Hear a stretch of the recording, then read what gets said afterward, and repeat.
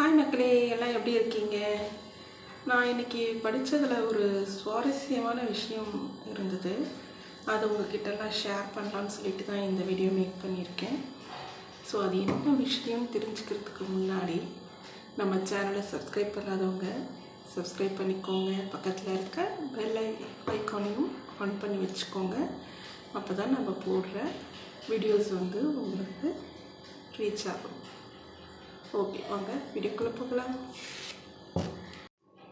அதாவது என்னென்னா, நம்ம சாப்பிட்ற உணவுப் பொருட்கள் இருக்குது இல்லையா, அதுக்கெல்லாம் நம்ம முன்னோர்கள் எதுக்காக அந்த பேரை வச்சுருக்காங்க அப்படின்னு சொல்லிட்டு தான் குறிப்பிட்டிருந்தாங்க. படிக்கும்போது ரொம்பவே இன்ட்ரெஸ்டிங்காக பார்க்கலாமாங்க. இப்போ முதல்ல பார்க்க போகிறது கருவேப்பிலை. அந்த கருவேப்பிலைக்கு எதனால் அந்த பேர் வச்சுருக்காங்க அப்படின்னா, கருப்பையோட வெப்பத்தை இல்லை என்றாக்குமா. அதனால தான் கருவேப்பிலை அப்படின்னு சொல்லிட்டு பேர் இருந்தது அப்படின்னு சொல்லிட்டு குறிப்பிட்டிருந்தாங்க. ஸோ அதனால தான் குழந்த பிறந்தவங்களுக்கெல்லாம் கூட கருவேப்பிலை பொடி சுடுசாதத்தில் நெய் போட்டு கருவேப்பிலை பொடி போட்டு கொடுப்பாங்க. அதெல்லாம் நம்ம பார்த்துருப்போம் இல்லையா? ஸோ அது உண்மைதான் நினைக்கிறேன். அடுத்தது பார்க்கலாமா? அடுத்தது அகத்திக்கீரை. அகம் ப்ளஸ் தி, அகத்தி அப்படின்னு சொல்லிட்டு குறிப்பிட்டிருக்காங்க. அதாவது நம்ம உடம்போட வெப்பத்தை அது குறைக்கும் அப்படின்னு சொல்லிட்டு சொல்லியிருக்காங்க. அடுத்தது சீரகம். அதுவும் உடம்போட அந்த வெப்பத்தை சீராக்குகிறது. அதனால தான் அதுக்கு சீரகம் அப்படின்னு சொல்லிட்டு பேர் வந்ததுன்னு சொல்லியிருக்காங்க. வெங்காயம் உடலின் வெம்மையை போக்கும். அதனால தான் வெங்காயம் அப்படின்னு சொல்லிட்டு பேர் வந்ததாமா. அடுத்தது பொன்னாங்கண்ணி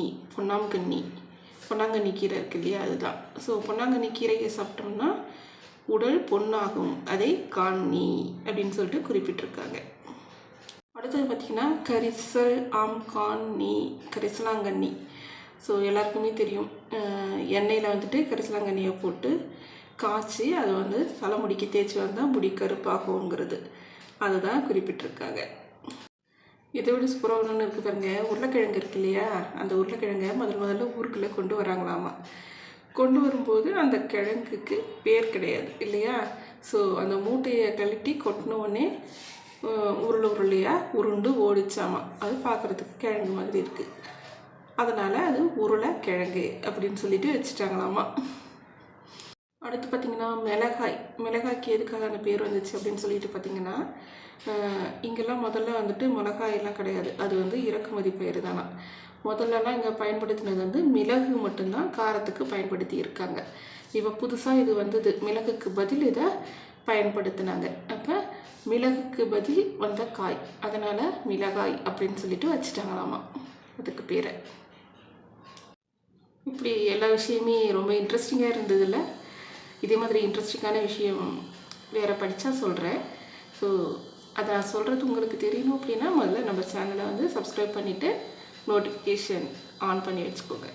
ஓகே, நெக்ஸ்ட் வீடியோவில் பார்க்கலாம். பாய்.